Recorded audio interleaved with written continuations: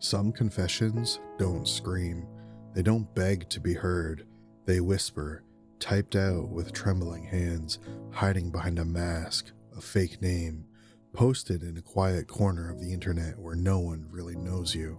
They come from people who look ordinary, who move through the world unnoticed, smiling when they have to, nodding when expected, carrying a weight that no one ever sees, not seeking pity, not asking for forgiveness, just letting the mask slip for one brief moment, just long enough to set the weight down for a moment and breathe.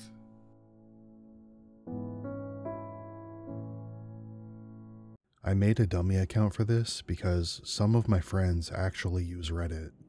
I'm terminally ill, a nasty heart problem. I'm 21 and the first to make it this long, so the outlook isn't great. Doctors have told me that I could die at any time, and I was okay with that. Well, I was anyway. I've been on medications my whole life, and because of it, my emotions, or maybe the part of my brain for emotion, has never really developed. I live in this emotional limbo where I don't really understand feelings. I don't feel happy or angry or anything. So I learned emotions from books, how to show them, how to act them, and how to speak them. And I guess I'm convincing enough because most people never notice until I tell them. Maybe it's my blood pressure always staying the same. Maybe it's autism. I honestly don't know. School was strange. I didn't get along with the other kids. I didn't have any friends until high school, and even then, I barely spoke. Dating didn't really make sense either. I could mimic the motions, figure out someone's tic, and then I got bored. Then my body started failing faster. Veins sprouting wrong inside of me, lungs like a 50-year-old smoker, joints slipping, skin burning through a car window, eyes slowly going blind. The list goes on, but my body is becoming my prison, and for the first time, I'm terrified. I haven't told my family. I don't want pity. I don't want to be treated like I'm fragile glass. I don't want more medication. There are days where I just want to be done. Not out of drama, not out of anger, just tiredness. But before my time comes, whether naturally or not, I just want to feel normal for once. Truly normal. Growing up, I wasn't a person. I wasn't a name. I was the kid in 433. And now, I don't know who I am. Nothing social makes sense. Everything feels rehearsed, wrong, and offbeat. Am I straight? Gay? Male? Female? A fighter? A coward? Something in between? I don't know, and I don't have time to figure it out. Some lives aren't loud. Some struggles don't look dramatic from the outside. Sometimes the quietest people carry the heaviest realities. Before you click away, take a moment. Think about the people you pass every day. The ones who seem quiet, different, distant, hard to read. Not everyone gets time to figure out who they are. Not everyone gets to feel normal. And sometimes the people who look the calmest are just trying their best to exist in a world that they felt was never built for them. And as for me, I just wish I knew what it felt like to be someone.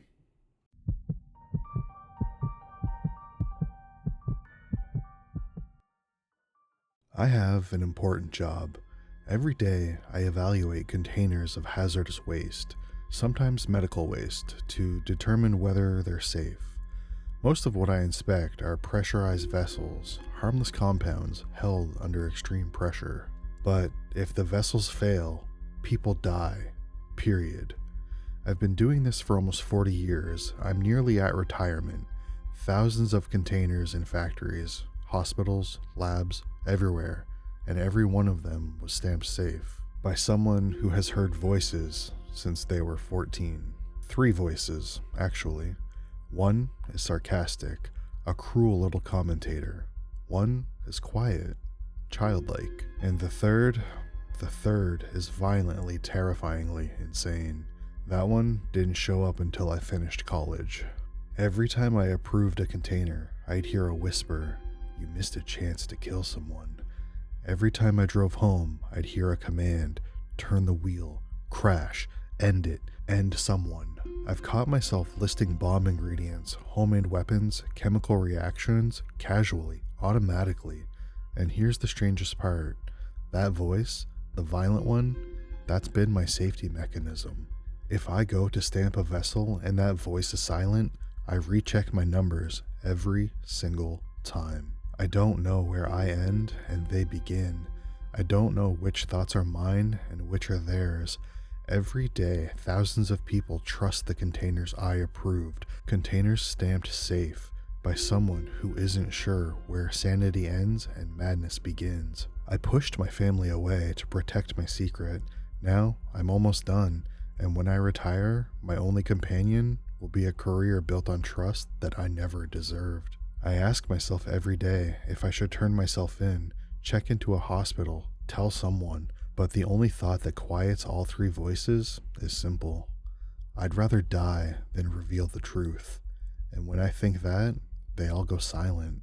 So, I show up, I work, I go home, I pretend I'm whole enough to deserve the trust that people put in me. Retirement is close now, and I don't know what happens after that. Maybe the voices fade, maybe they don't. Maybe one day I finally stop pretending. Until then, the world keeps turning, people keep breathing, and the containers I marked keep holding. And no one ever really knows how thin the line is between safety and someone like me.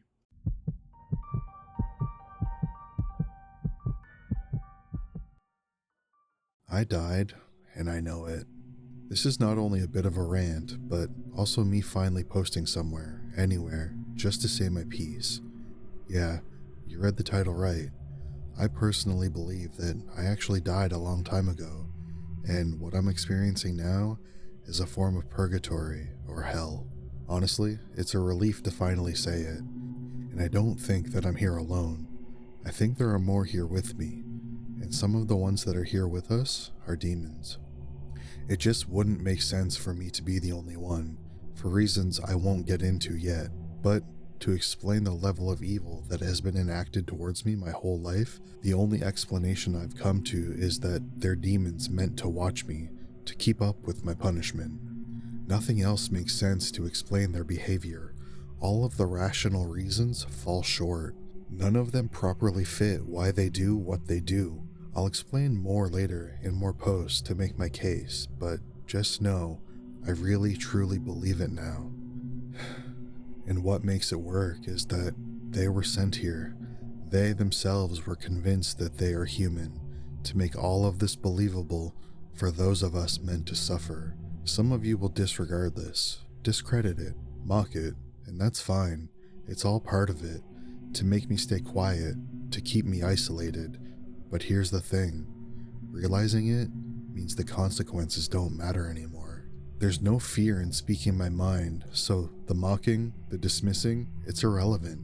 I know it now, and instead of feeling hopeless, it's given me relief. I don't have to feel terrible anymore. Any abuse that I receive is just what they're supposed to do. The mental and the spiritual torture, it's over, and for once I feel peace. And no, this isn't me saying I'm going to hurt myself or anyone else. I'm not going to do anything terrible. If anything, I think others are here with me, so it wouldn't be right to harm another soul. I'm just finally saying it. I know, and it doesn't get to have power over me anymore. Whatever I did in my previous life, what put me here, which I don't know, because part of hell is never knowing, just know that I am sorry.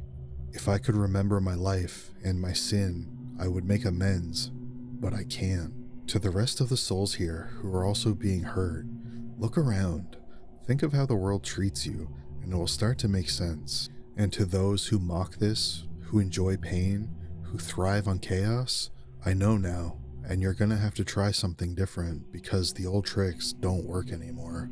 My time here is difficult, but others have it worse. I'm grateful for the little bits of joy that I do get. I intend to make the most of my situation and keep moving forward. When evil is enacted against me, when it feels like the universe is trying to break me, I can breathe, knowing it's just the system doing what it does. I expect the worst responses, and that's fine. I just needed to say it, to make peace. Good luck to all of you. Have a wonderful day, and I'll be back later to talk more, whether people like it or not. But before you go, take a moment, really sit with this. Think about your life. What's happened to you? What's followed you? What's watching you? And what hasn't let you go? Ask yourself quietly, are you living, or are you one of us too? Because sometimes you don't realize you're lost until you finally stop running.